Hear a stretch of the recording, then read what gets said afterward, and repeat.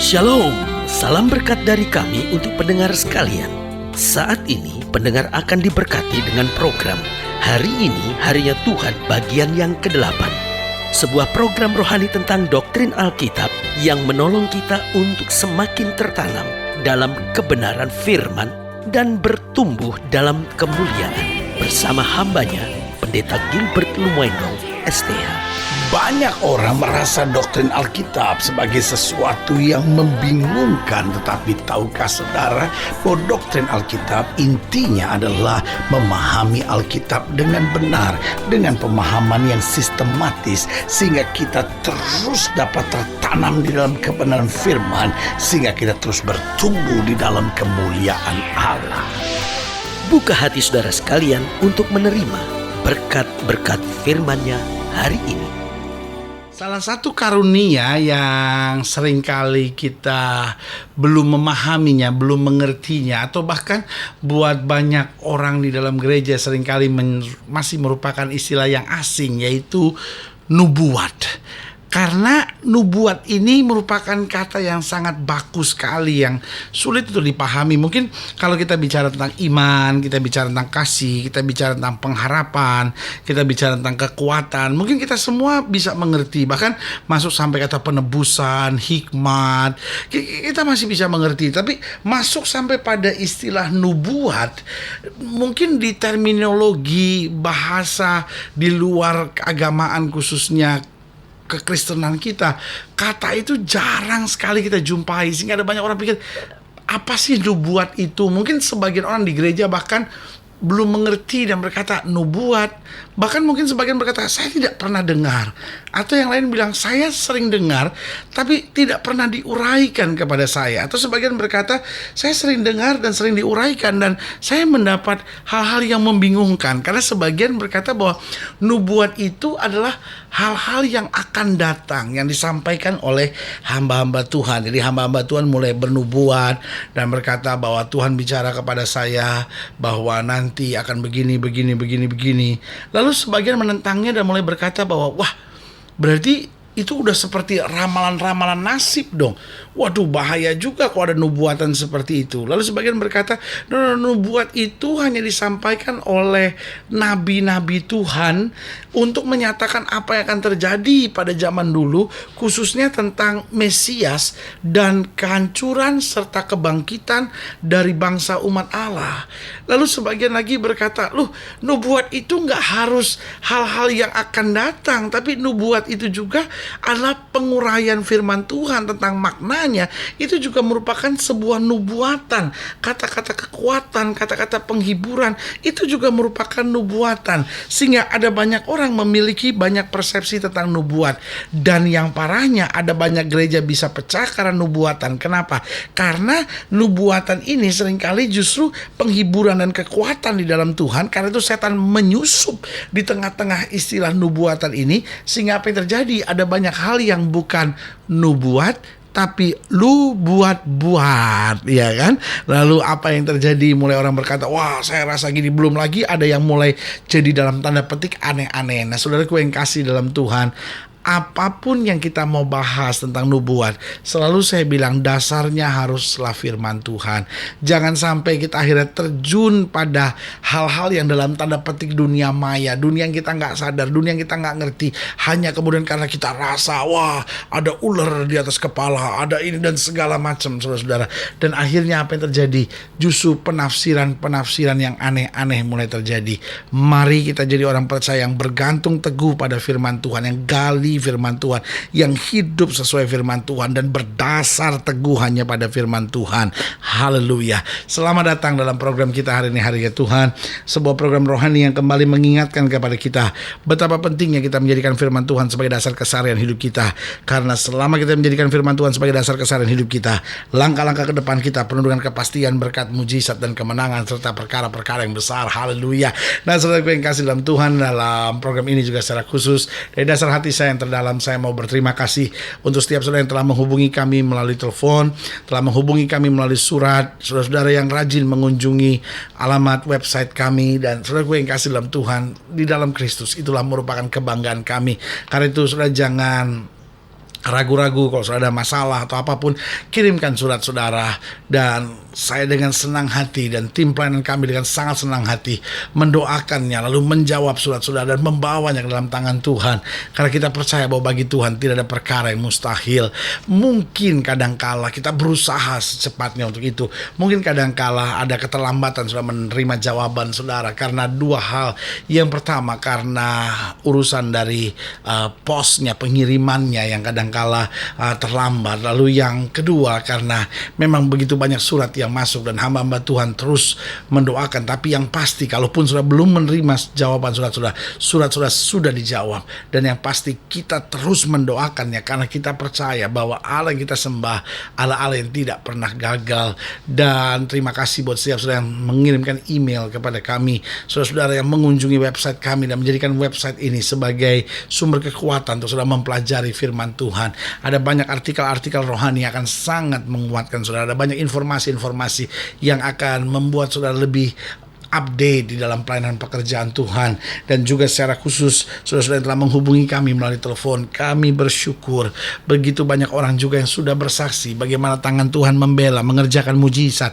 Dan saya mau encourage saudara, saya mau mengingatkan saudara cerita tentang 10 orang kusta yang disembuhkan oleh Yesus, hanya satu yang kembali dan bersyukur.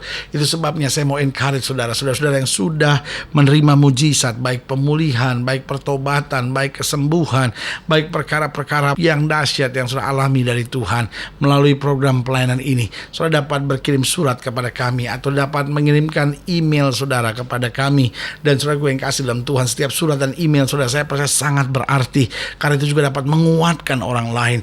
Itu dapat menguatkan rekan-rekan seiman. Mungkin kadang-kadang saudara suruh bersaksi langsung di depan gereja malu, tapi lewat surat saudara, lewat email saudara, ini akan kami sampaikan lagi kepada banyak orang sehingga orang-orang diberkati, dikuatkan dan menerima banyak hal yang baik dari Tuhan.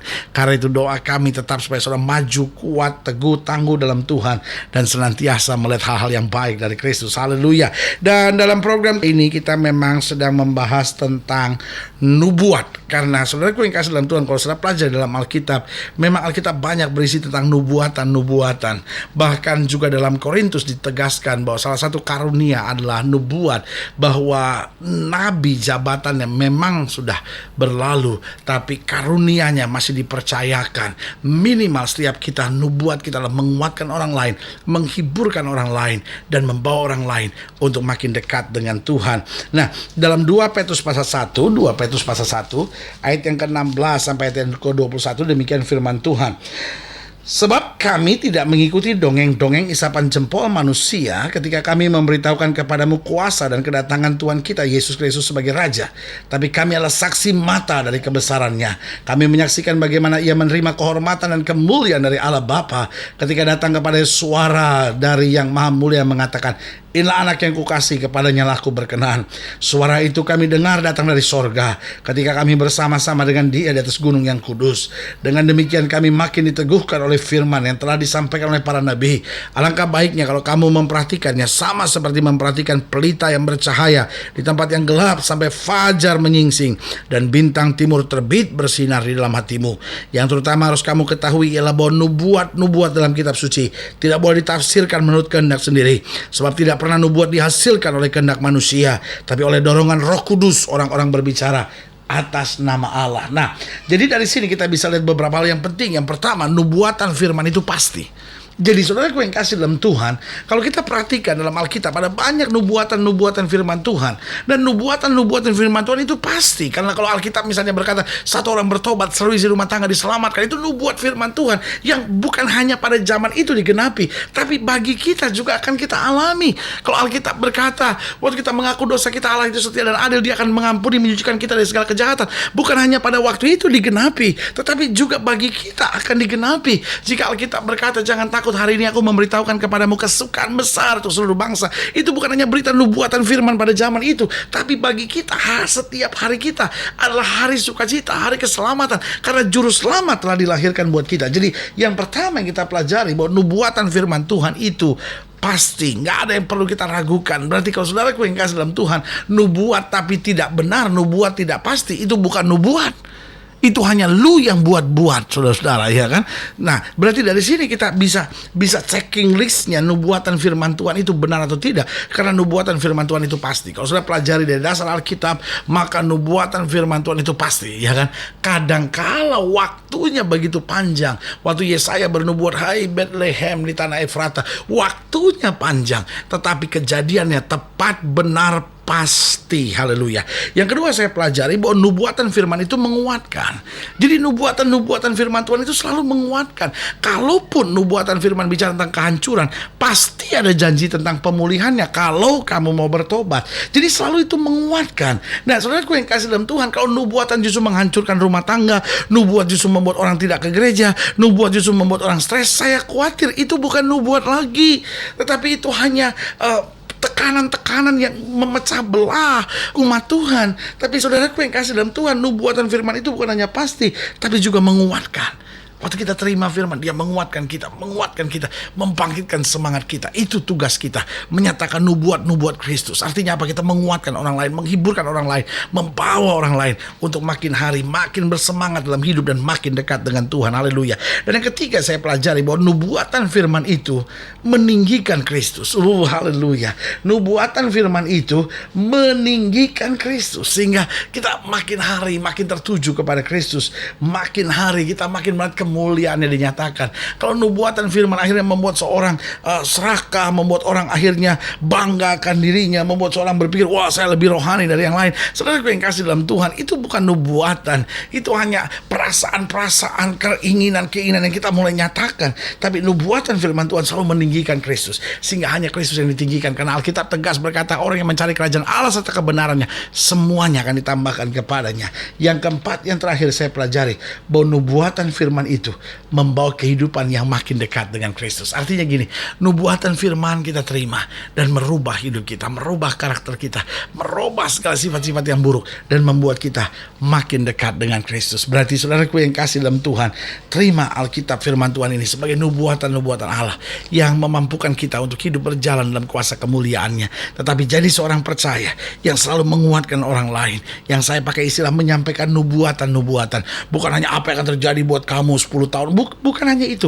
Mulai dari hal sederhana, kita menguatkan orang lain, menghiburkan orang lain, menyatakan janji-janji Tuhan dalam kehidupan seseorang. Maka saudaraku yang kasih dalam Tuhan, saya percaya hidupmu akan jadi berkat buat banyak orang. Suami menguatkan istri, istri menguatkan suami, orang tua menguatkan anak-anak, anak-anak menguatkan orang tua, dan kita melihat kemuliaan Tuhan dinyatakan. Haleluya. Kalau selagi dilayani lebih jauh, hubungi kami melalui telepon, hubungi kami melalui surat, kunjungi website kami, karena kami ada untuk membawa Bapak Ibu Saudara senantiasa lebih dekat pada Tuhan dan mengalami kasih kuasa mujizat yang luar biasa. Haleluya. Dan saudara yang kasih dalam Tuhan, kami juga mau berdoa untuk setiap saudara yang sakit, setiap saudara yang berbeban berat, karena kita percaya bahwa bagi Allah tidak ada perkara yang mustahil. Nah, saudara-saudara ingin didoakan secara khusus, boleh taruh tangan kanan saudara di dada dan kita akan berdoa. Mari kita berdoa.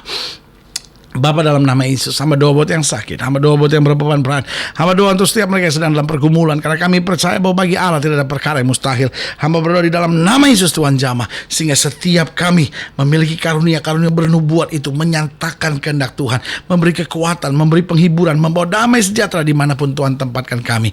Di dalam nama Yesus, hamba juga doa buat yang sakit, kuasa kesembuhan mulai turun, yang lemah, kekuatan dari Tuhan mulai terjadi, rumah tangga yang goyah, orang-orang muda yang lemah, hamba doakan di dalam nama Yesus, kami semua boleh melihat mujizat yang Tuhan sediakan buat setiap mereka yang percaya. Di dalam nama Yesus kami berdoa. Haleluya. Amin. Saudara gue yang kasih dalam Tuhan, kita sudah berdoa. Ingat, Allah tidak pernah lalai menepati janjinya. Inilah saatnya buat kita untuk bangkit bersemangat, bersuka cita dalam menghadapi segala perkara, karena kita tahu Yesus sumber kekuatan dan kemenangan kita. Doa saya menyertai saudara. Sampai berjumpa pada program berikut, dan jangan lupa jadikan hari ini harinya Tuhan. Haleluya.